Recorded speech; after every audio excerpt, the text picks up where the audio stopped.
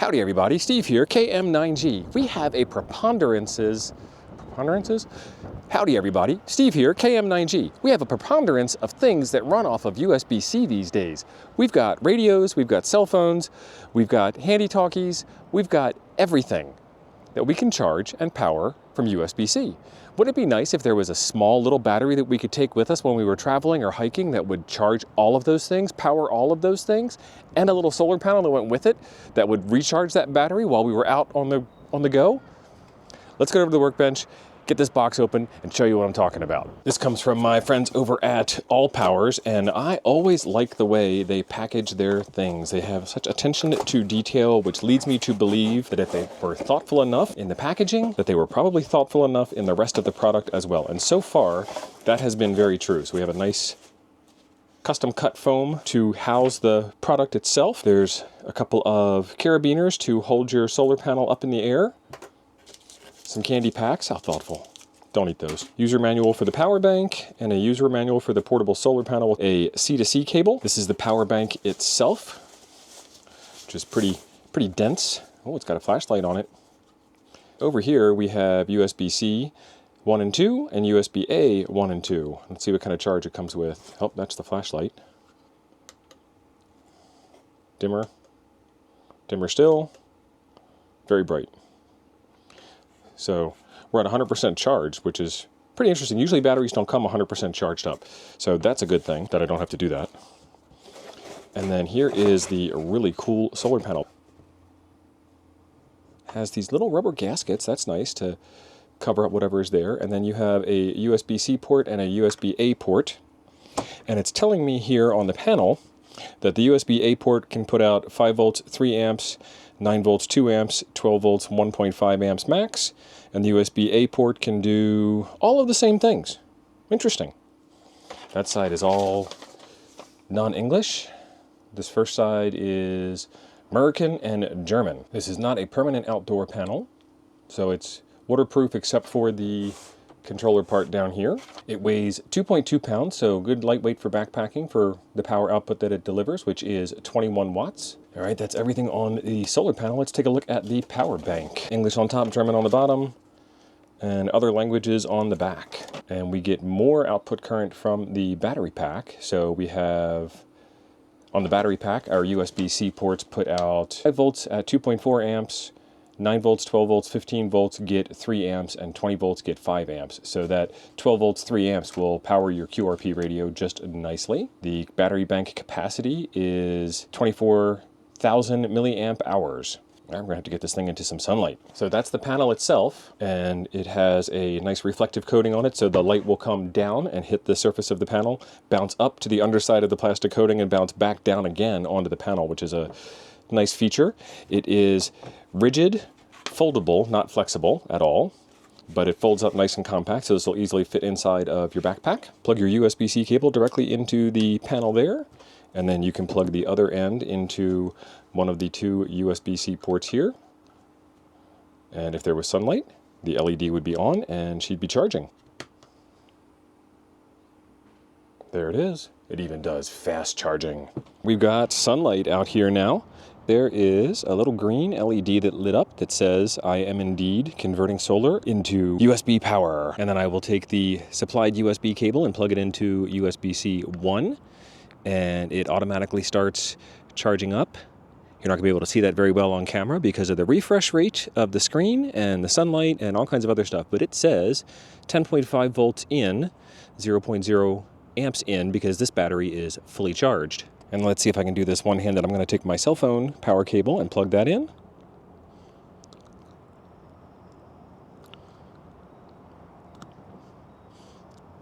And watch it start charging. 88%, but there we go. There is a simple, expedient, packable cell phone power bank and recharging system. So here's where it gets really interesting. I am outside because I want to show you some stuff on the solar panel, and I need sunlight for that. But all of the stuff that I have to show you has screens that are not very conducive to being recorded by a camera in direct sunlight outdoors. So we'll just have to kind of narrate what's going on. In addition to that, let me show you this. The connector for power to come out is on the bottom of the solar panel, so I have to have an extension cord to flip it over, which is also going to make it kind of equally interesting. So some of this stuff you're just going to have to take my word on. This is consumer electronic stuff. It's got USB ports on it. I should be able to plug in USB things. And I am not personally used to USB solar panels. I'm usually used to solar panels that put out a tremendous amount of power, and you need to have a charge controller in between in order to do the thing. That little tiny black box on the back of the solar panel is the charge controller, because this is a USB specifically designed solar panel. I am going to take a USB digital tester and I'm going to plug it into an extension cord so I can see it on the right side here. And then I'm going to take a regular USB-C cable and plug in my cell phone. Here goes nothing, folks. Cell phone, and it is charging at 86%. And this device is barely readable by me in the sunlight. Almost 9 volts out, and almost 1 amp out of the panel in order to charge the cell phone.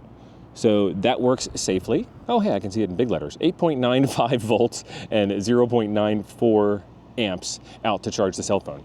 Now we have our handy talkies that have USB-C charging on it, and these things are actually kind of interesting. They're a little finicky.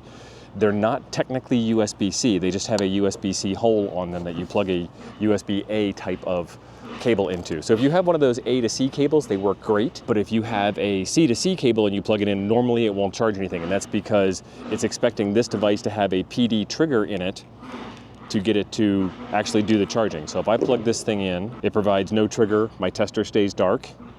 You couldn't see it if it wasn't dark, so you have to take my word for that too. You can use a regular USB-C to USB-A adapter, and that will get the job done with your USB-C cable. So there's my C to C cable with my C to A adapter on it. We plug that in, then we plug that into our HT, and it lights up as if it's charging. I don't know if you can see that on there or not. And let's see, what does this thing here say? It says 5.04 volts and 0.11 amps. There you go. So I keep talking about powering your QRP radios with this thing, and that is actually one of the reasons why I accepted this as a review item, is because it can do that. And what you need in order to make that work is what's called a PD trigger cable. And this one is designed to go into USB-C, which is what this thing outputs. And it is designed to provide 12 volts DC in a 5525 barrel jack on the other side. So let's show you that. This is my ICOM 705, and to make sure that there are no tricks up my sleeve, there is no battery plugged into it at all at this point.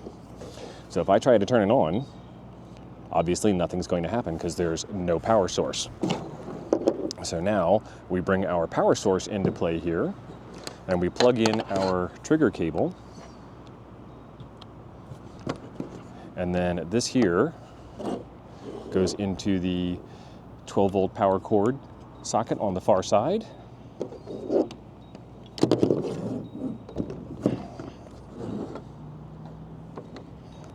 And let's turn it on.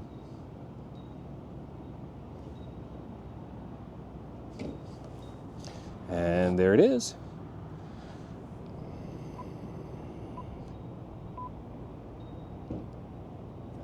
Now let's check the power output. We are at full 10 watts out. And right now we are only displaying what power we're putting into the battery, so I can't tell you what that's doing. But let's see about noise. That's 146.52.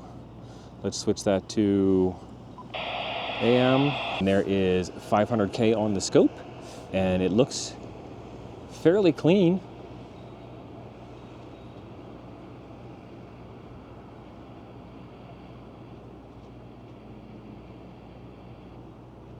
I'm not expecting that I'm going to hear anything on AM. I'm looking at the waterfall pass by. I know it's going to be hard to see in the sunlight. It's an interesting signal to have right on 144.390. This is without the solar panel plugged in at all, and the waterfall is cleaned up very nicely, and I'm at S1 to an S2 noise floor here. And you can see there's a strong signal right there at the 144.390 range. I'm going to move it up a little bit to get away from that signal. Yeah, we're still at S1 to S3 without the battery plugged into the solar charger. We're only running off of the battery right now. Let's plug the solar panel in.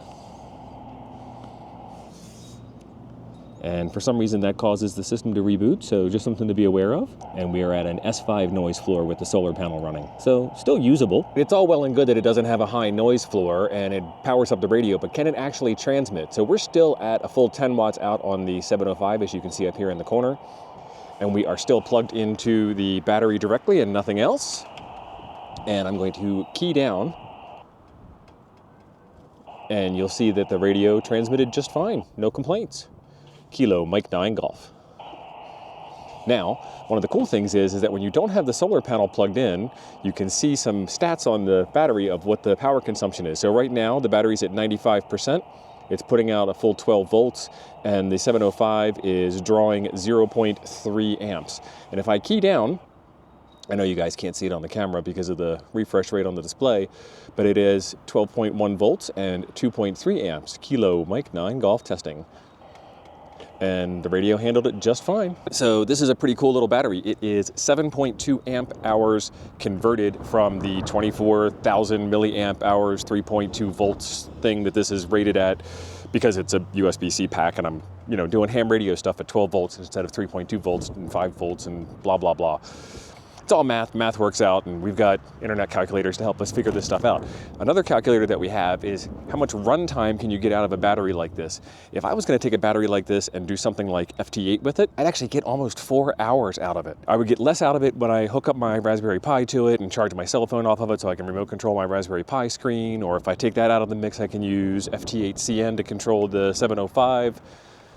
But just plain RF, 7.2 amp hour battery, 10 watts, almost 4 hours worth of usage. So imagine how much you'd get out of it in voice. That's quite a lot of voice contacts out at 10 watts on a little battery like this. This would be perfect for backpacking.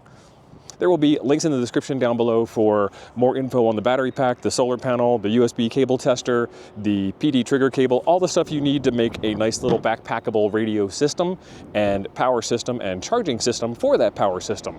It's all pretty cool stuff. I am on a mission this year to get to 100,000 subscribers, and you can help. Right below the video, there is a subscribe button. Click it. I'd be very grateful for you. If you're so moved, right next to that, there is a join button where you can support keeping the channel alive and putting some food on my table. That would be awesome. There is a video right over here I think you might enjoy next. Thanks for being awesome. I'll see you over there.